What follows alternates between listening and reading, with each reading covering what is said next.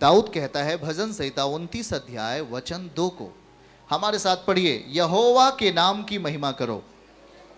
सब लोग हाथ उठा के बोलो, यहोवा के नाम की महिमा करो, पवित्रता से शोभायमान होकर परमेश्वर को दंडवत करो।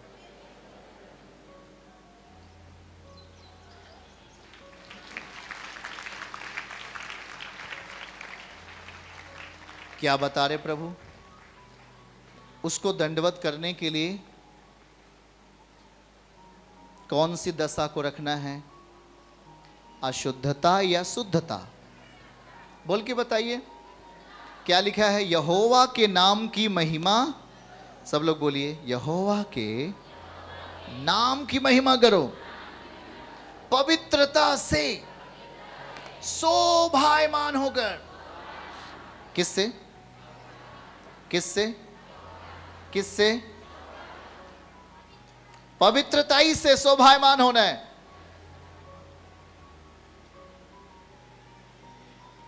एक बेटी का जब शादी होता है, शादी के पहले कोई श्रृंगार वो बेटी नहीं कर सकती। सुन रहे क्या आप? लेकिन वो श्रृंगार तब करती है जब उस बेटी का क्या हो जाता है? विवाह हो जाता है। और विवाह होने के बाद ही वो बेटी किसी के घर की बहू बन जाती है। सही है? और फिर वो तब क्या करती है? श्रृंगार करती है, अपने बॉडी को शोभायमान करती है। किसके लिए शोभायमान करती है? अपने पति के लिए। वो अपने पति के लिए अपने शरीर को क्या करती है? शोभायमान करती है। ठीक उसी तरीके से आज यीशु मसीह हमारा एक आत्मिक दूल्हा है। हम सब दुल्हन हैं, हम भी उसकी दुल्हन हैं, आप भी उसकी दुल्हन हो। हमें भी शोभायमान होना है परमेश्वर के नियम से। यदि उसका नियम आप में रहा, आप शोभायमान होंगे और आपको चाहने वाला सर्वशक्तिमान आपको अपने घर में शरण देगा। बाइबल कहती है कि परम परमेश्वर ने अपने पुत्र का भोज किया, और भोज करने के बाद, मत्ती 22 अध्याय में जाइएगा, वहां पढ़िएगा, वहां लिखा है भोज करने के बाद, जब भोज वहां हो रहा था और सारे लोग इकट्ठे हो रहे थे, सारे लोग अच्छे अच्छे कपड़े पहनकर उस भोज में शामिल थे, पर एक व्यक्ति ऐसा था जो भोज का वस्त्र नहीं पहने था। उसके पास था पर वो पहन के नहीं आया। उसके पास उस विवाह भोज में जाने के लिए उसके पास कपड़ा था कि वो अच्छा कपड़ा पहनकर उस भोज में जाए, पर वो उस वस्त्र को, वहां लिखा क्या है, जब राजा जेवनहारों को देखने के लिए भीतर आया, अपने निमंत्रित लोगों को देखने के लिए, अपने जो उन्होंने निमंत्रित किया था उनसे मिलने के लिए जब वो भीतर आता है, तो लिखा कि वहां एक मनुष्य को देखा। उस भीड़ में, उस भोज में एक मनुष्य को देखा जो ब्याह का वस्त्र नहीं पहने था। बोलिए, ब्याह का वस्त्र कैसे पहनते? एक लड़की का जब ब्याह होता है तो उसका वस्त्र अलग होता है कि नहीं? सबसे बोल के बताइए। एक विवाहित स्त्री का वस्त्र क्या होता है? अलग होता है कि नहीं? एक सामान्य, जिसका विवाह हो गया, जिसका नहीं हुआ, उससे सबसे अलग वस्त्र होता है एक विवाहित स्त्री का। जब उसका विवाह होता है तो शायद वो अपनी जिंदगी में पहली बार उसको पहनती है और फिर कभी नहीं पहनती। कितने लोगों का अनुभव है इस बात के लिए? बेन जी लोग, बात सही है कि नहीं? शायद जो वस्त्र को वो पहनती है विवाह भोज में, उसके बाद वो कभी उसको नहीं पहनती। वो स्पेशल होता है, स्पेशल गॉर्मेंट होता है, स्पेशल वस्त्र होता है जो उस विवाह भोज के लिए ही आपको मिलता है। लड़की का विवाह है तो आप जब वस्त्र खरीदने जाओगे तो उस विवाह भोज का अलग ही कपड़ा आपके लिए होगा। उसे कोई और व्यक्ति सेम नहीं पहन सकता। हाँ या ना? हाँ या ना? दुल्हन की बात मैं कर रहा हूं, दूल्हे की बात नहीं। मैं दुल्हन की बात कर रहा हूं।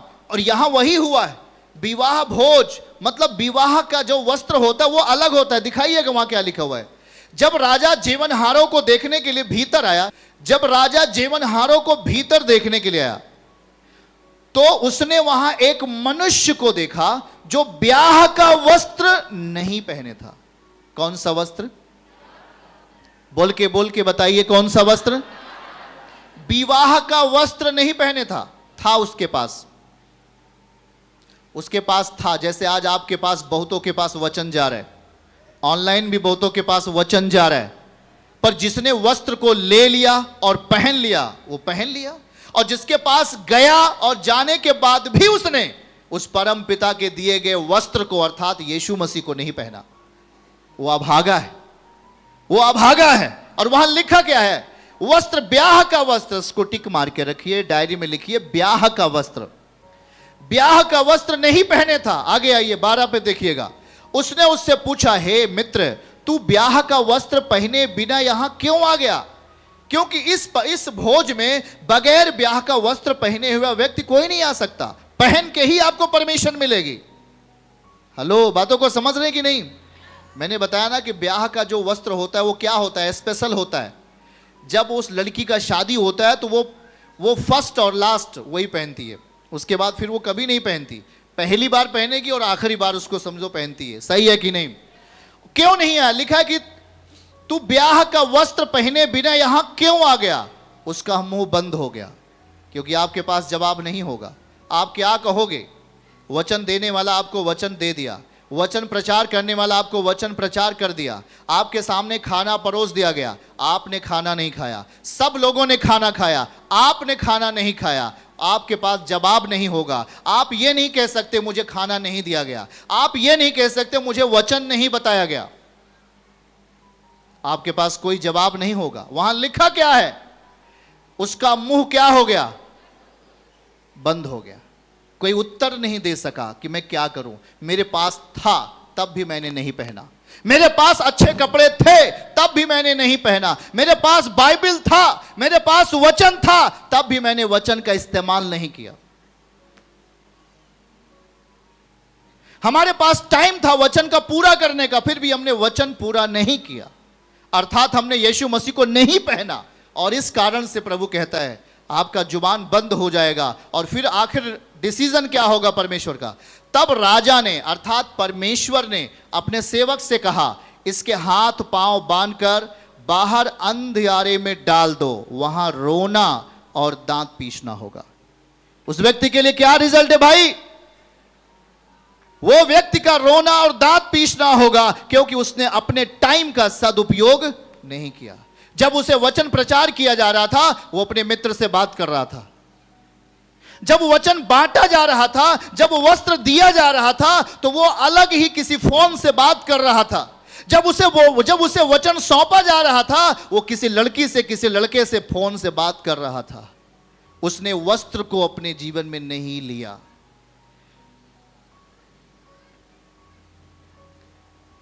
उसने वस्त्र की कीमत नहीं समझी, उसने वचन की कीमत नहीं समझी, उसने यीशु मसीह के बलिदान की कीमत नहीं समझी।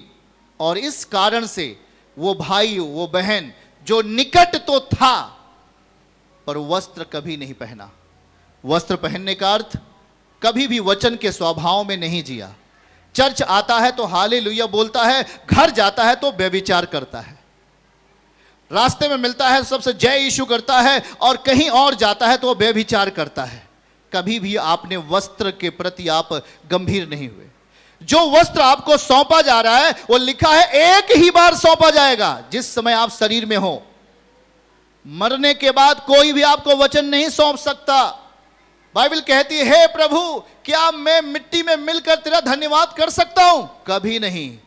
आप शरीर जब नष्ट होगा आपका, आप कभी भी धन्यवाद नहीं कर सकते, क्योंकि आप न्याय के लिए दे दिए जाओगे। आपकी आत्मा, मनुष्य की आत्मा जो एक आत्मिक देह होगी, वो न्याय के लिए चली जाएगी। सावधान। पड़ोसी को बोलो सावधान। बगल वाले से पूछो, आपके पास ब्याह का वस्त्र है? क्या आपके पास ब्याह का वस्त्र है? हालेलुया। अगर आपके पास ब्याह का वस्त्र है और अभी भी उसको झोले में रखा है, अभी भी उसको बक्से में रख दिया है, अभी भी उसको अपने दाएं बाएं फेंक रहे हो, तो आज ही उस वचन को अपनी जिंदगी में पूरा करना शुरू करो, लागू करो आज से। क्योंकि यह हाल होगा उन लोगों का आखिर दिनों में, जब यीशु मसीह सिंहासन पर बैठे होंगे और आप लोग उनके सामने जब जाओगे तो आप क्या कहोगे? आप क्या कहोगे, प्रभु मैं यीशु आश्रम गया था, हमें वचन नहीं दिया गया? ऐसा आप नहीं बोल सकते। आपको वचन सौंपा गया और कहा गया कि मैंने आपको बता दिया कि चाहे वो उस लड़की का जब विवाह होता है, उसका विवाह का वस्त्र सबसे, आज भी आपको जो सौंपा जा रहा है इस दुनिया से सबसे अलग चीज सौंपी जा रही है। लोग शत्रुओं को मारते, मार डालते, लेकिन प्रभु कहता है शत्रुओं से क्या कर? अलग है कि नहीं? अलग है कि नहीं? लोग पाप में जी रहा है, लेकिन प्रभु कहता है तुम्हें पवित्रताई में जीना है।